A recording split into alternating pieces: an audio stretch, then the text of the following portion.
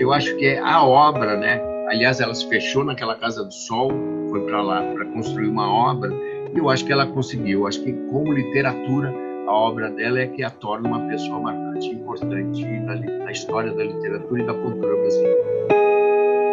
Seja na poesia marginal ou em sua incursão pela literatura pornográfica no começo dos anos 90, Hilda Hilst é considerada pela crítica especializada como uma das maiores escritoras da língua portuguesa do século XX. Claudinei Ferreira, jornalista e gerente do Núcleo de Audiovisual e Literatura do Itaú Cultural, é quem vem dividir com a gente um pouco sobre quem foi essa grande poeta brasileira.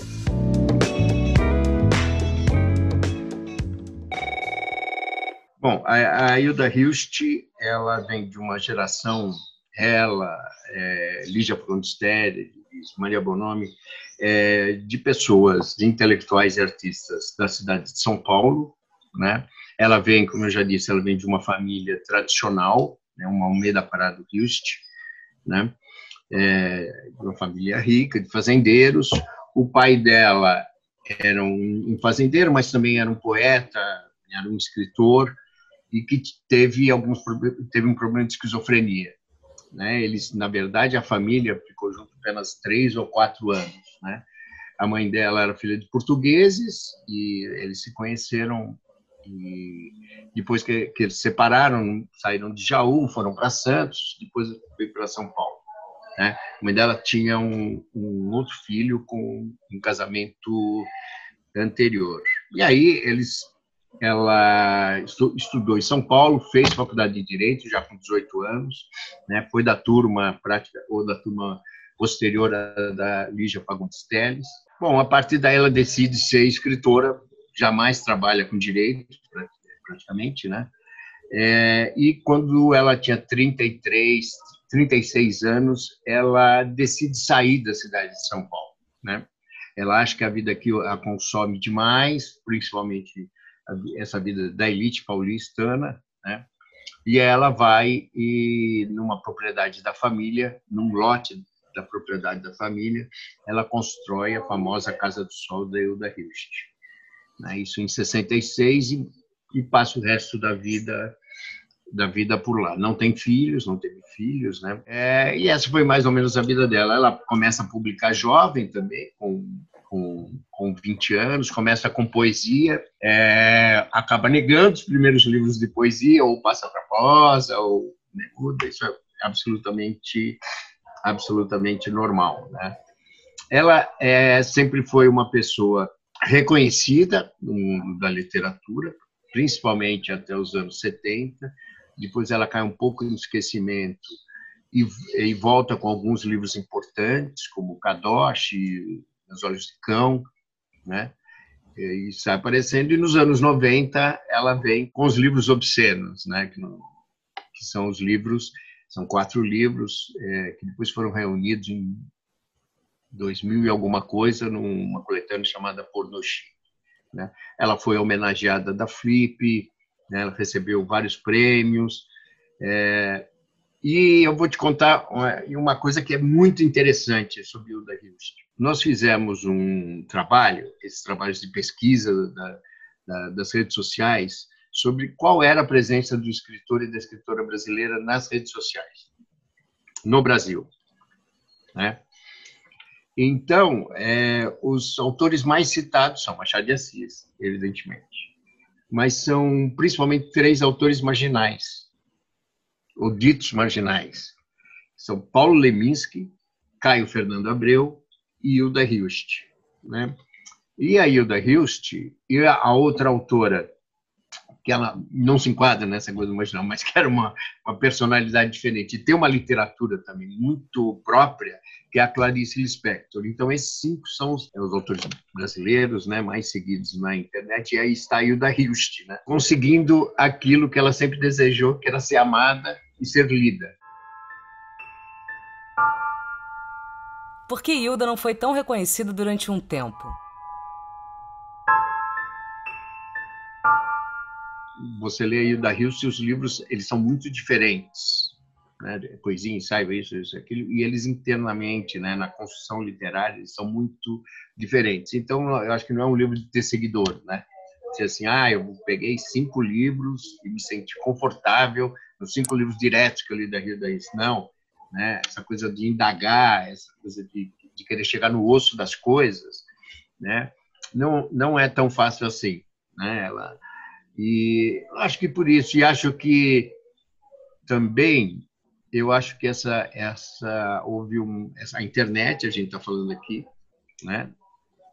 E acho que o acesso à obra dela se ampliou demais, porque a Hilda Hilst, ela foi publicada, por exemplo, a poesia dela foi muito publicada por um editor sensacional, importantíssimo nos anos 60 e 70 do Brasil, chamado Masao Ono, né? E não eram livros que você encontrava em qualquer lugar, tem esse problema da divulgação, né? Eram pequenas editoras.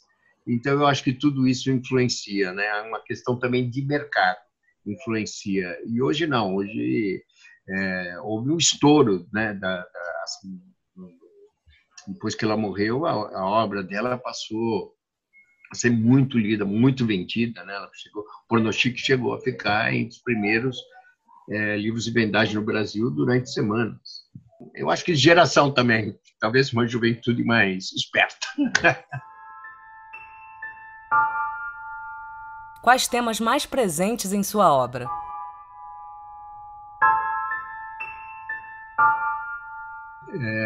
Genericamente, os temas mais presentes na obra da Hilda Hilst são exatamente a questão da divindade, né, de Deus, né? É uma questão importante para ela, e daí também junto a questão da morte, né, da vida e quem somos, né? A questão da insanidade pessoal e social e da loucura, né? Talvez muito influenciada pela questão do pai dela, né? Que era um esquizofrênico, né? E a questão da sexualidade, né? A partir de certo momento, a questão da sexualidade. E, como eu disse, tudo isso muito dentro de um estilo de um fluxo de consciência, né? Que o escritor, a escritora, né, colocam ali uma série de ideias, uma série de pensamentos. Necessariamente não há necessidade alguma de conclusão, mas só de levantar as questões que são importantes, né? Que livros você indicaria da autora?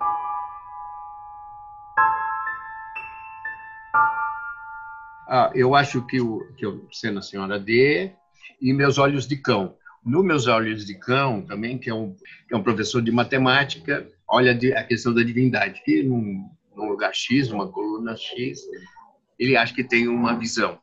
É um livro muito forte e é um livro em que esse professor de matemática decide se morar no fundo do quintal da casa da mãe com um cachorro, né? E também se isola naquilo ali, né? Um livro interessante dela é uma senhora D, que é uma senhora que, com a morte do marido, passa a questionar a vida, né? Questionar a relação com aquela pessoa que se foi, né?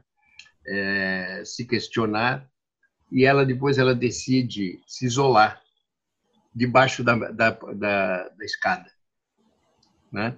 Então, talvez seja um livro interessante para quem está isolado ou não, ler sobre essa questão, por que ela chegou nesse isolamento, né? Que é completamente diferente do nosso, mas talvez seja muito parecido com o nosso. Então, eu acho que são livros para hoje interessantes, esses dois aí. Qual você acredita ser a importância de Hilda?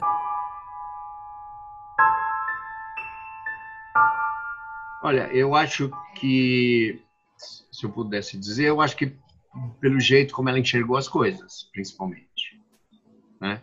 Eu acho que ela fica, talvez, tem todas as curiosidades da Casa do Sol, né? As coisas que ela pensava, a história de que ela conversava com os espíritos, né? Esse tipo de coisa, tudo, mas eu acho que em 4 ou 5 livros, né? Kadosh, Piscina D, Lord Lamp também, Meus Olhos de Cão. Eu acho que no livro é que fica a Hilda Hilst, nos seus questionamentos, né? Na sua construção literária. A gente tem um depoimento muito bacana, 2 depoimentos muito interessantes do Alcir Pécora, falando de como ela criava os diálogos, que às vezes você não sabe que personagem está falando, aí no final você está sabendo qual é, tal. Eu acho que é a obra, né? Aliás, ela se fechou naquela Casa do Sol, foi para lá para construir uma obra, e eu acho que ela conseguiu. Eu acho que, como literatura, a obra dela é que a torna uma pessoa marcante e importante na história da literatura e da cultura brasileira. Ficou com gostinho de quero mais? O Itaú Cultural tem um acervo gigantesco online para você aproveitar e mergulhar no processo de criação da Hilda. O Matéria Bruta é uma realização do canal Curta. Entrevista por Yara Amorim, edição por Juliana Zalfa, voz de Flávia Mano e assessoria de Francis Carnaúba.